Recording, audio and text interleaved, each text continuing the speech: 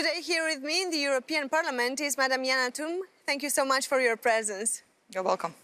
What do you think is to be said about fake news?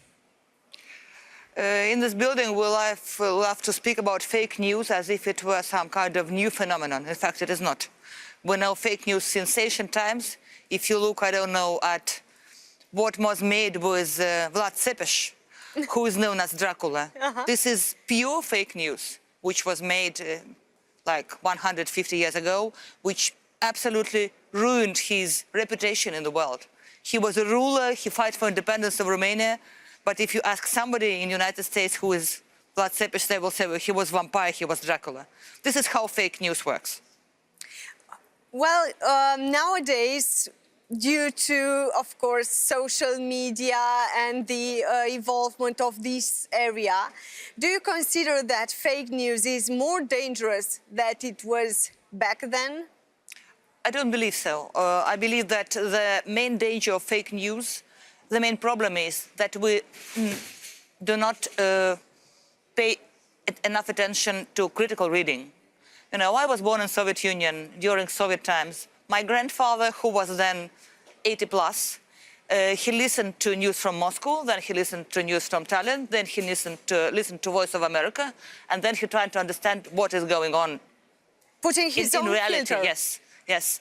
But now we're lazy, we don't do so. And that is the reason that people just believe what they have read. I'm a former journalist, and I know that people are reading headings and what is written under the picture, that's all. But that's not enough to have complete picture.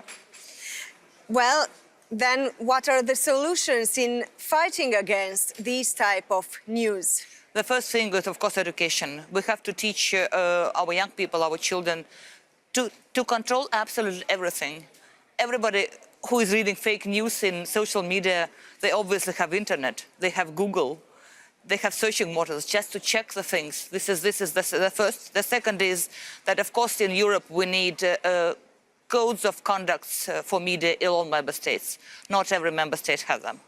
And one more thing, for instance, now we have Commission drafted regulation of copyrights.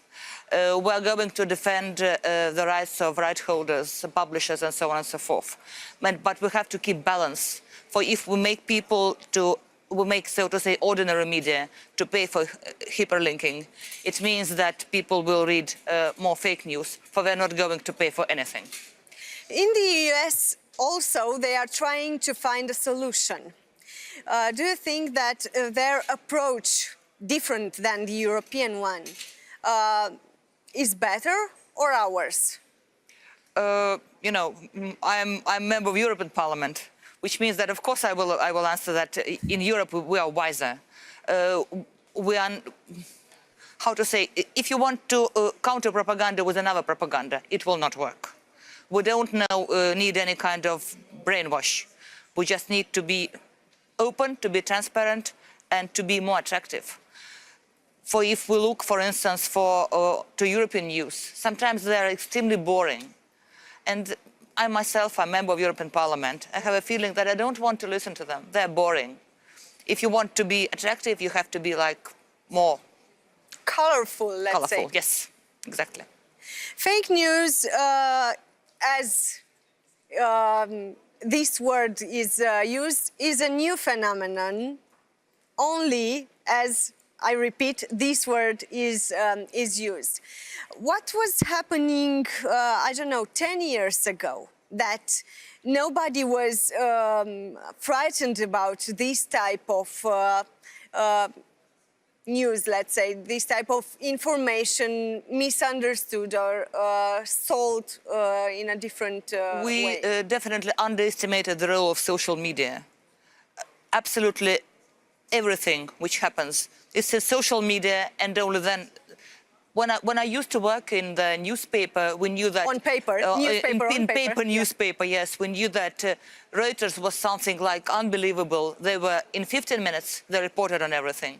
But social media does it in 2 minutes. And it's just faster. Everybody is a reporter now. Yes, absolutely, absolutely. And there is no rules of free sources. You have to ask pro, you have to ask contra, you have to ask somebody from the side. There are no rules on social media, and this is a problem. You've mentioned the education. It is very important nowadays, trying to make the teens focus on real things, touchable things, things that are proved to be right, let's say. But it's very easy, it's like that, to make them look at the fake news and make it real, let's say. I cannot argue with this, you're right. Okay, then what can we do? It's not education is not enough, that's for sure. That's the first step. I believe that education is enough, but in a certain perspective. Okay. And the next step for education is education of journalists, and especially journalists speaking minority languages. I'm Russian speaker from Estonia. In Estonia, we have one Russian weekly newspaper, one, with 2,500 copies. And at the same time, we have 32% of Russian speakers. Guess what media are they reading? Whom do they believe? This is a problem, not only in our country. This is the same for Latvia. I believe that maybe this is the same for, I don't know, Romanian minority in Hungary and vice versa. We have to provide also minority people some adequate information, but we don't pay attention to them. This is another part of the problem. As a former journalist, do you tend to say, back then, when I was a journalist, journalism meant something else? Sometimes I have a feeling that I would like to say that, but it's not fair, you know. Everything has changed. I was then younger, I was then, I don't know, life was better 30 years ago in different terms. So I would never say that. But we have new challenges, and sometimes we don't have solutions for them yet. Is it difficult to be a journalist nowadays? More difficult than... I believe it is. I believe it is. You need to have some certain, I don't know, digital skills. You are always under the time pressure. This is the main problem, I believe. I don't know if somebody can nowadays afford to write article for 3 weeks, like it was 20 years ago. You just got your topic, you get home, and you were just writing one article, one piece of text for 3 weeks. It's absolutely impossible nowadays, and it's a pity. Is it more difficult to be a politician nowadays, taking into consideration the fake news phenomena? It is very interesting. It is very interesting. But, sometimes in this house at least, we tend to name fake news everything which we do not like. And it's not fair again,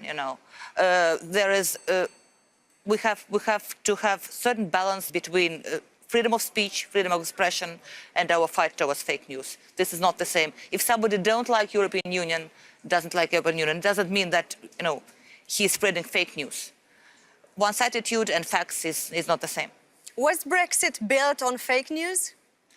I believe that partly was.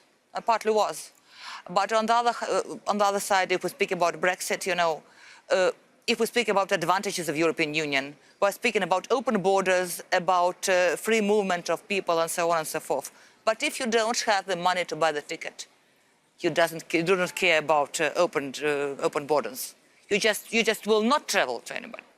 This is another problem. And for these people, of course, fake news are more attractive. If you don't like something, you will find something which is exactly for you.